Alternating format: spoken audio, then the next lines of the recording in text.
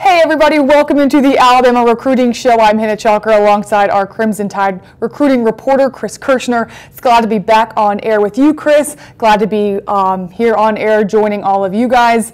It's a big week here on SEC Country. National Signing Day just 2 days away. That's February 7th, this Wednesday. We've got a lot to talk about today. We know that the Crimson Tide is going to sign 23 players in this cycle. 14 of those have already signed on the dotted line, 4 commitments. So that leaves 5 spots open for National Signing Day. If things go according to plan, Chris, and you don't really think things are going to go that smoothly for the Tide, right? No, I don't think so. Like you said, Alabama does have 4 commitments right now. 2 of those guys I don't really expect to sign with Alabama come Wednesday, and we'll get to that a little later on. Vernon Jackson and Quay Walker are both 4-star linebackers who are committed to the Tide.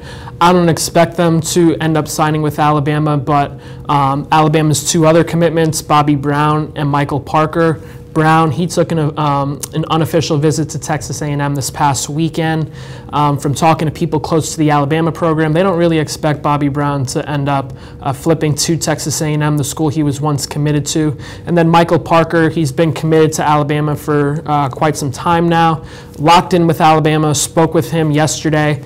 Even if he gets a blue shirt, and that's the plan as of now that he's expecting, even if he gets a blue shirt, which will delay his scholarship to the class of 2019, he's fully on board. So just 2 decommitments that I expect right now for Alabama.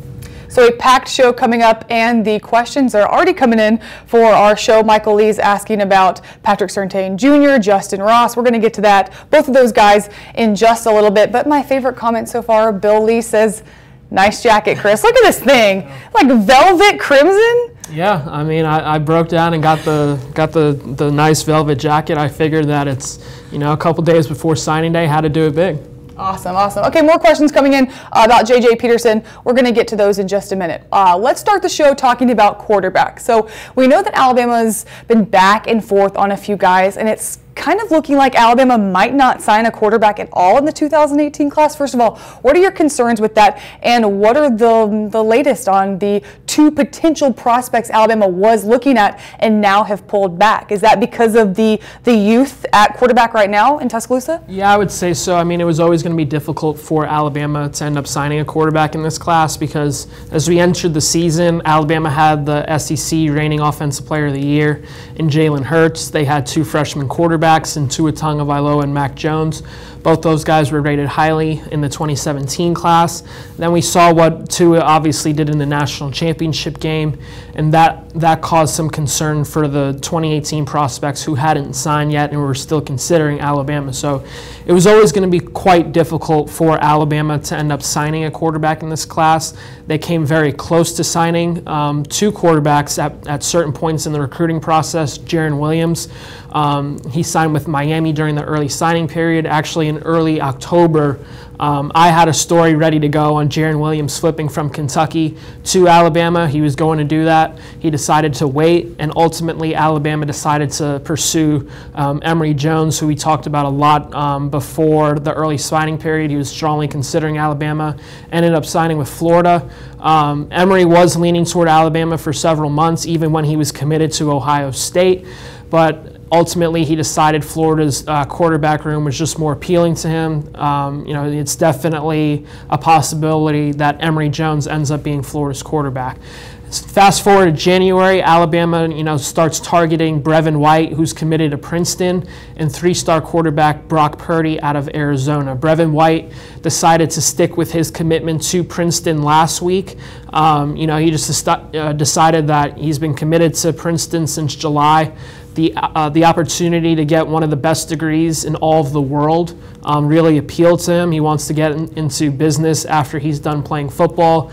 He spoke to some Princeton alums who are big on Wall Street, and that's where Brevin White wants to work one day. And those guys told him, if you go to Princeton, you get this degree. The opportunities are endless in the business world. So you can't really fault a kid for sticking with Princeton when, like I said, it is one of the best schools. It's actually #1 according to U.S. world rankings and reports. So, I mean, can't fault a kid for wanting to go to one of the best academic institutions in all the world. And then yesterday, Brock Purdy, three-star quarterback out of Arizona, told me that he had eliminated Alabama from consideration, mainly because Alabama just stopped recruiting him. Alabama decided that, getting a quarterback in this class for someone that they may not be very high on just wasn't worth it in the end. So they're going to use that scholarship spot for a different position. It allows Alabama to get a guy like Glenn Beal, a three-star tight end who's committing on Wednesday. He has the green light to commit, so we'll see what happens there. But as of now, I don't expect Alabama to end up getting a quarterback in this class, but I do expect the Crimson Tide to land a preferred walk-on. Who that may be, down the road, we don't know as of right now. But even though they're not going to get a quarterback or potentially not get a quarterback in 2018 class, it's okay, because Michael Lee brings up a really good point in the comment section. He says Bama's going to get 2 quarterbacks in 2019, Bear Bryant's grandson and Tua Tagovailoa's younger brother. So is it okay for them not to sign a quarterback this year? Yeah, I know a lot of fans are thinking that Paul Tyson and Taulia Tagovailoa are locks, but from talking to those guys several times already throughout their recruiting process, they're not locked into Alabama. Yes, they have strong ties to Alabama, with Tyson being Bear Bryant's great-grandson and Taulia being Tua's little brother. Especially Taulia. From talking to him quite a bit, I spent a week out in Hawaii with him and his family. Taulia is his own kid. Yes, he's very tight with Tua. He's in Tuscaloosa pretty much every single week, but I know that Taulia is a competitor in his own right, and he doesn't want to, appear like he's just going to Alabama and that's it. His recruitment is over with. He's going to take visits. He's going to, explore other schools. He's going to listen to what other schools have to tell him. So I don't think it's a lock that those two guys just end up going to Alabama in the 2019 class. But, as Nick Saban said at his press conference wrapping up early signing day, he wants 4 quarterbacks on the roster at all times, just because, especially nowadays, you just never know what quarterbacks are going to do. You don't know if a guy like Mac Jones is going to get fed up and say, when am I ever going to play here? So maybe he decides to go elsewhere. Maybe Jalen Hurts realizes that, Tua is going to be the starting quarterback, and he decides to look elsewhere. So you just never know with quarterbacks. Quarterbacks can decide to transfer at any point. We saw that with Blake Barnett, who decided to transfer in the middle of the season. So, especially at quarterback, with the injuries, with the possibility of transfers, you always want, a quarterback in every signing class, because if you don't, sometimes it sets you back. So yes, Alabama's quarterback room is very talented, but, at the end of the day, Alabama did want a quarterback. They just didn't get their man when, Emory Jones decided to go to Florida. And Colin Aiken wants to know, is Jay Barker's son going to take the walk-on spot? Yeah, I think that at this point, Braxton Barker, he's the likely candidate to be that preferred walk-on guy. He was actually in Tuscaloosa this past weekend. If I had to make a guess, I'm not an expert in preferred walk-on recruiting and all that. I don't follow it closely, but if I had to guess, I think Barker would be that guy. Okay, so we're still up in the air for the 2018 QB situation for that class on Wednesday. Not looking like they're going to sign someone, but somewhere that the Tide can absolutely strike a gold in this year. That's at the wide receiver position. Tell us who they have coming in. Yeah, Alabama does have 2 guys signed right now. Xavier Williams, 4-star wide receiver out of South Florida, and Slade Bolden, a 3-star prospect out of Louisiana, likely going to play slot receiver. He was recruited as an athlete. But coming up Wednesday, there are 3 guys still left on the board at wide receiver: Justin Ross, Jalen Waddle, and Jacob Copeland. We'll start with Justin Ross. Ross is down to 3 schools at this point: Alabama, Auburn, and Clemson. His last official visit was to Auburn last week, not this past weekend, but the week prior. From talking to people close to the Auburn program, coming out of that visit, they didn't seem too confident that Ross was going to end up going to Auburn, so that effectively eliminated Auburn at that point. So it's down to Alabama and Clemson, in my opinion. Clemson was definitely the favorite for the majority of the spring and summer. He took that first trip to Clemson, I believe, in the spring. He told me at the time that it was the best recruiting visit he's ever been on. It's just an environment that he just wasn't used to. He had only gone to Alabama and Auburn, and then he took that visit to Clemson and was just wowed by it. But Going back to about a month before right now, Alabama has definitely been confident with where it stands with Justin Ross, even with Alabama losing his primary recruiter and Derek Ansley, who left for the Oakland Raiders. Ross and Ansley were very, very tight. But the good thing with Alabama and Justin Ross is that Mike Locksley was retained, now the offensive coordinator. He was the wide receivers coach for Alabama, so Ross and Locksley had a very good relationship. And what I've been told with this new wide receivers coach, Josh Gaddis, is that Ross has been very impressed with what he's seen out of the development that Gaddis did with the Penn State receivers in last year and years prior. So, I fully expect Justin Ross to end up with Alabama come Wednesday. At this point, with less than 48 hours to go until signing day, I would be pretty surprised if he ended up signing with Clemson at this point. So I do expect Ross in this class. Another guy who I expect on Wednesday is Jalen Waddle, 4-star wide receiver out of Texas. Waddle's down to Alabama and Texas A&M for several months. Waddle was silently committed to Alabama. Pretty much all through the fall, he was silently committed. He took an official visit to Tuscaloosa back for the LSU game. He absolutely loved it. There was actually some talk that he may go ahead and make his commitment public at that point. He decided to hold off. And then things started to change with Jalen Waddle. Texas A&M fires Kevin Sumlin. The Aggies then hired Jimbo Fisher, a coach he was very close with. He was strongly considering Florida State when Jimbo Fisher was in Tallahassee. And the appeal to Texas A&M is that Waddle, he lives in the Houston area. Houston's very close to College Station.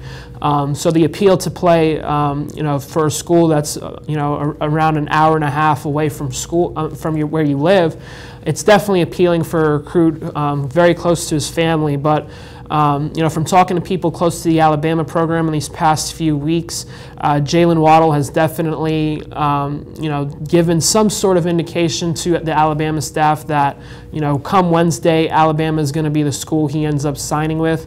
We'll see if he follows through with that. He was supposed to take an unofficial visit to Texas A&M this past weekend. He decided not to. That's very good news for Alabama because you never want one of your top targets to go to a school who he's strongly considering. So that's definitely good news that Waddle wasn't in College Station this past weekend. And then Jacob Copeland, he took an official visit to Florida this past weekend. I expect the Gators to end up landing him. So come Wednesday, I think Justin Ross, Jalen Waddle are the two wide receivers that Alabama ends up adding. A lot of people were asking about Justin Ross in the comment section, so you just answered a lot of their questions. Before we head over to the defensive side of the ball and break that down, we're getting a lot of questions about that. We're going to take a few more on the offense. Tim Gibson says, what about protection for the QBs? Talking about the O-line, who is Alabama targeting? Yeah, Alabama is still targeting two offensive linemen in this class. I don't expect Alabama to end up signing either of those guys. That's a 5-star offensive tackle, Nicholas Petit-Frere out of Tampa, Florida, and Penei Sewell, a 4-star offensive guard out of Utah. Petit-Frere, from talking to people just in these last few hours, Notre Dame's been getting a lot of buzz around Petit-Frere. We've talked about it before, a guy who, very much values academics. Notre Dame, one of the best academic schools in the country, one of the best business schools in the country. Petit-Frere also looking to get into business like Brevin White, who we just talked about earlier today. So I don't expect Alabama to end up landing Petit-Frere. There was definitely some confidence coming out of his official visit earlier this month, but he has since taken visits to Florida and Ohio State this past weekend. Something to note about Ohio State and Petit-Frere, it was reported earlier today that Greg Schiano, who he's very close with, is leaving for the New England Patriots defensive coordinator vacancy. So that pretty much effectively wipes out Ohio State. So I think it's going to be between Florida and Notre Dame for Petit-Frere. And then Penei Sewell, my prediction is Oregon. He's very close to Mario Cristobal. Cristobal got that head coaching job just a month ago. So I think in the end, Sewell ends up staying closer to home in Utah and playing for the Oregon Ducks. All right, let's completely switch gears here, talking about the defensive line, a critical position for Alabama this year. There are 2 names left for the Tide to consider. Get us up to speed. Yeah, 2 guys. We talked about one earlier, and Bobby Brown, 4-star defensive lineman, committed to Alabama, took this last-minute trip to Texas A&M this past weekend where he was for the entire weekend. Obviously a concern. He had told SEC Country last week that Texas A&M was the only school that he was still considering. So we'll see what happens. I know from talking to people close to the Alabama program, they're not expecting Bobby Brown to go back to Texas A&M at this time. But again, with the final push to signing day, lots can change over these next few hours and the next day. So it's definitely something that I'm going to be monitoring before Wednesday, but I expect Bobby Brown to end up sticking. And then uncommitted-wise, that's Malik Langham, a 4-star defensive end from Huntsville. He's down to 3 schools, Alabama, Auburn, and Florida. He took an official visit to Auburn this past weekend. Auburn was his favorite school growing up, but Alabama had such a big lead going into this Auburn official visit this past weekend. I don't know if Auburn did enough for the Tigers to take the lead over the Crimson Tide. I do expect that Alabama is going to land him come Wednesday. For one reason, Alabama got into Malik Langham's recruitment earlier than Auburn. Alabama personally, Nick Saban himself delivered Langham the offer back in December during an in-home visit alongside Carl Dunbar, who he has a very good relationship with. Auburn just decided to offer Malik Langham, I think, 2 weeks ago. So the fact that Alabama was in Malik Langham's recruitment for a little longer, I think that gives Alabama the edge come Wednesday. So come Wednesday, I do think that Malik Langham and Bobby Brown are going to add to Alabama's current list of defensive line signees in Christian Barmore and Stephon Wynn. Behind the D-line at linebacker, you see that's where Alabama could lose some of those critical commits. 4 commits, 14 signees, 4 commits. That leaves Alabama with 5 spots on Wednesday. But those 4 commits are a little bit shaky, and some of those include linebackers. What do you think is going to happen at that position? Yeah, I do think that come Wednesday that Vernon Jackson, he's been committed to Alabama for several months now. I think he's going to end up flipping to Texas A&M. He was with Bobby Brown this past weekend in College Station for an official visit. From talking to people close to the Alabama program and just close to Jackson's recruitment in general, he's definitely been getting a little bit of pressure to stay in the state of Texas and play his college football there. So come Wednesday, I do think that Vernon Jackson ends up flipping from Alabama to Texas A&M. And then, Quay Walker, he's been committed to Alabama since the summer. Big-time commitment. He's had such a good senior season, risen up the recruiting rankings. I believe 24/7 ranks him as a 5-star. He's right on that 5-star composite ranking. He's definitely someone that Alabama does not want to lose come Wednesday. But, from talking to Quay several times over these past few months, we did his commitment video here at SEC Country, so I have a pretty good relationship with Quay Walker. And just from talking to him over these past few weeks, I don't think Alabama is going to be the school he ends up signing with come Wednesday. And I know a lot of people have been asking, well, why hasn't he just gone ahead and decommitted? Quay just feels like it's just unnecessary. It's just an unnecessary step because come Wednesday, his decision is final anyway. So it doesn't even matter if he's committed or decommitted from Alabama at that point, because once Wednesday comes around, it's going to be official wherever he signs. I do know that Quay, he really, really likes Jeremy Pruitt. With Jeremy now at Tennessee, in my opinion, I think Tennessee is going to land Quay Walker come Wednesday. It's going to be a big win for the Volunteers when Wednesday rolls around, because Tennessee, as we all know, Tennessee is definitely trying to regain some momentum on the recruiting trail, regain some momentum, on the football field. And Quay Walker is definitely a guy who can turn around that program. And Kevin Shearer is also at Tennessee now, so you think he's going to Tennessee come Wednesday? I do. Quay Walker did take an official visit to Georgia this past weekend, but from talking to someone close to the Georgia program earlier today, Georgia's expecting to land Otis Reese, another outside linebacker type of player, come Wednesday. So I think Georgia ends up getting Otis Reese and Tennessee ends up getting Quay Walker. And where does that leave Alabama at linebacker? Well, Alabama did host one official visitor this past weekend in 3-star linebacker Jalen Moody out of Conway, South Carolina. He's down to Alabama, Arkansas, and Ole Miss. he's going to be one of those guys that may have to wait a little on National Signing Day, because if for some reason Vernon Jackson and Quay Walker end up sticking with their commitments to Alabama, there's just not going to be spot for Jalen Moody come Wednesday. So he's going to be an interesting case to watch come Wednesday for sure. Everyone is asking about J.J. Peterson.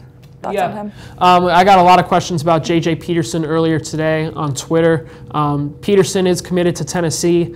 I know AL.com did a story talking to Rush Probst, Peterson's coach, I believe yesterday, and he said that he felt that it was 50-50 between Alabama and Tennessee. I personally just don't believe that at all. Rush Probst is very tight with Jeremy Pruitt, very good friends, pretty much talk on a daily basis. I do not think that J.J. Peterson is strongly considering Alabama at this time. I know Alabama is definitely trying to get him to change his mind, but it's one thing for Alabama to try to change his mind and another for him to actually do it. I know I've talked to Peterson several times throughout his recruitment, and yes, Alabama was his leader for about a year throughout his recruiting process, but once Jeremy Pruitt left Alabama and went to Tennessee, it was clear that he was going to follow Pruitt to Tennessee. He's always talked to me about how having a good relationship with a coach he can trust. He just hasn't had someone in his life, growing up that he can fully trust, and he feels like he can fully trust Jeremy Pruitt, and that's very important to J.J. Peterson. So I just don't believe that Peterson is going to end up flipping from Tennessee to Alabama come Wednesday. Okay, and our last big topic before we show you guys the signing day schedule and break down signing day strategy, let's talk about the DBs. Alabama has 2 names on that list as well, one of them being Patrick Surtain Jr., getting a ton of comments about Patrick Surtain Jr. in the comment section, and he's been a guy we've been talking about for months. So is he going to go Alabama or not? Yeah, I mean, it's hard to say at this point. I think it's a toss-up between LSU and Alabama. We actually had a story on SEC Country earlier today. I suggest you check that out. He talked about where he stands right now with Alabama and LSU. He actually said that he's hoping to have a final decision made at some point tonight. He's going to sit down with his family, discuss his recruitment, and figure out which school is ultimately the best fit for him. Alabama has definitely been chipping away at LSU's lead. LSU has been his leader for over a year. He has strong ties to Louisiana. A lot of his family still lives in the state. He's talked about wanting to play in Louisiana before. He's talked about how comfortable he is in Baton Rouge, how he loves the atmosphere there, how he can see himself playing for the school that his idol went to, and that's Patrick Peterson. So come Wednesday, it's still a toss-up in my opinion. I do think that Alabama is going to land Patrick Surtain only slightly over LSU at this point. And again, we're less than 48 hours away, so things can change. But I feel a little confident in Alabama landing him just because, in my opinion, there's just no way to doubt Nick Saban on the recruiting trail. I mean, if we're talking about Nick Saban and Ed Orgeron is definitely a good recruiter in his own right, but if we're examining those two coaches, Nick Saban has a big role in coaching DBs, even though Derek Ansley left, and that was definitely a blow for Patrick Surtain. He had a good relationship with Ansley, but Nick Saban plays a big role in coaching the DBs himself, so that helps. And Surtain actually told SEC Country today that having Nick Saban have a big role in coaching defensive backs gives Alabama a little advantage. He also talked about how Alabama has an advantage over LSU because Alabama is the winning program. LSU just hasn't proven itself in these past few years. He also talked about how coaching stability is important to him, and if we're judging by which coaching staff may be more stable in the next 3 to 4 years when Surtain's in college, in my opinion, I think that's Alabama because you just don't know what's going to happen with Ed Orgeron. I personally wasn't impressed with the job he did last year with LSU. And he's obviously made a change at offensive coordinator 1 year into his job, so who knows what's going to happen to LSU. So, in my opinion, I think Alabama holds a slight edge after talking to our reporter who went down to American Heritage today. He covers Miami. He actually feels that Alabama has a slight edge too. So we'll see come Wednesday. I do think it's a close race with Patrick Surtain and Alabama and LSU. Philip Keehee in the comment section says he feels like he's leaning towards LSU, so we'll just have to wait until Wednesday to find out. All right, that's Chris Kirshner. I'm Hannah Chalker. You guys are watching the Alabama Recruiting Show right here on SEC Country. Be sure to keep it right here on SEC Country for all of your recruiting National Signing Day needs on Wednesday. And it all starts at 9 a.m. Eddie Smith will be the one who makes his decision first. Here is a look at all of the signing ceremony times. Starting early, of course, these are all in Eastern time. So those of you watching from Tuscaloosa over there on Central Time, make sure to adjust your timing there. So what stands out to you here, Chris? Yeah, I think that first guy, Eddie Smith, we just talked about DBs, and Eddie Smith is a guy who I'm most confident in right now in selecting Alabama. He took an official visit to Tuscaloosa a couple weeks ago. Absolutely loved it. It was his first time ever in Tuscaloosa. So when 9 a.m. Eastern time rolls around, I do expect Eddie Smith to be Alabama's first commitment of the day. And then Tyson Campbell, he also talked to SEC Country earlier today at American Heritage, teammates with Patrick Surtain Jr.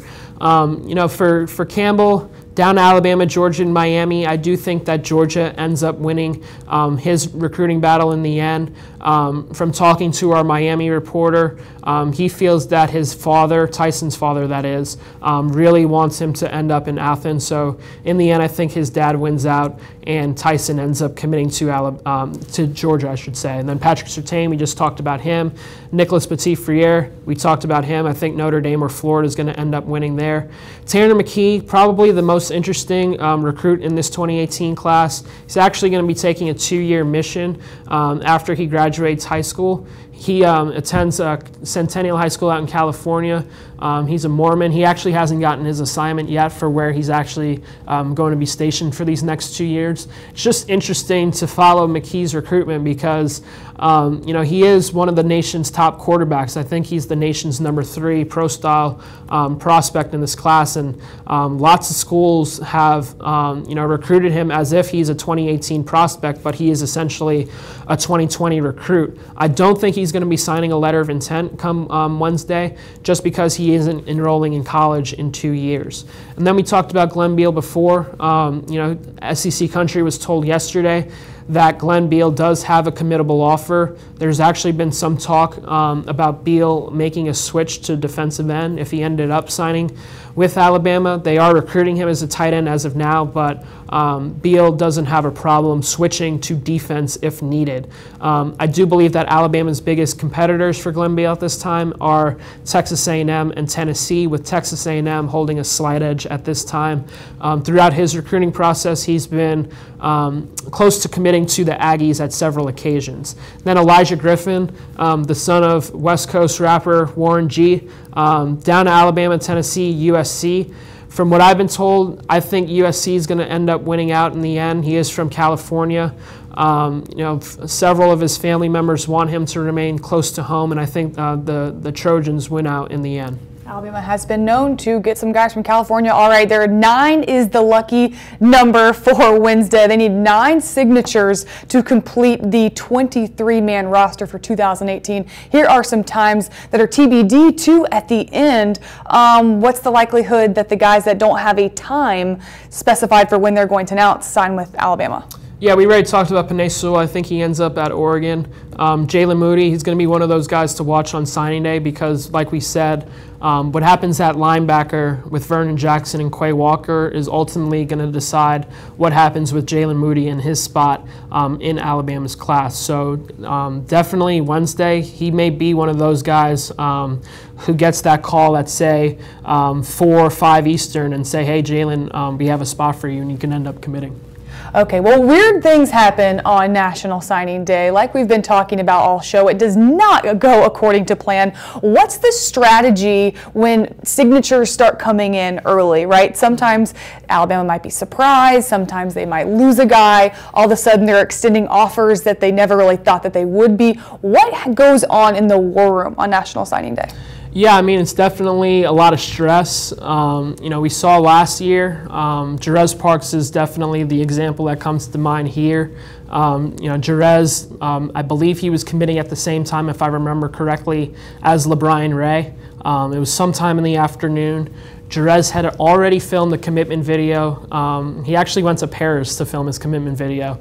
And, you know, when LeBron Ray signed with Alabama, there just wasn't a spot for Jerez Parks in the class last year, so he ended up having to get a gray shirt. We saw Jerez, you know, he left his signing day ceremony in tears.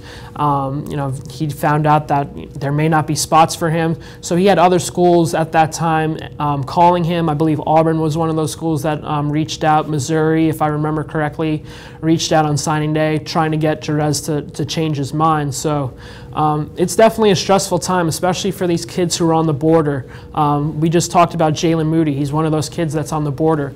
You know, if Quay Walker and Vernon Jackson end up sticking, then maybe Moody has to go somewhere like Arkansas or Ole Miss when ultimately he wants to go to Alabama. So it's a stressful time for not only the coaches because you know, there are some times on National Signing Day where schools are told, hey, I'm going to be signing with you, and then a few hours later they end up signing with a different school.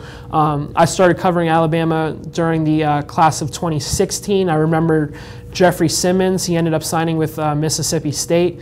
The morning of National Signing Day, Jeffrey Simmons told Nick Saban himself, hey coach, I'm signing with Alabama, hope you're excited. And then a few hours later, Jeffrey Simmons ends up signing with Mississippi State. So you just never know what these kids are going to do. These kids change their minds by the second on National Signing Day and the days leading up to it.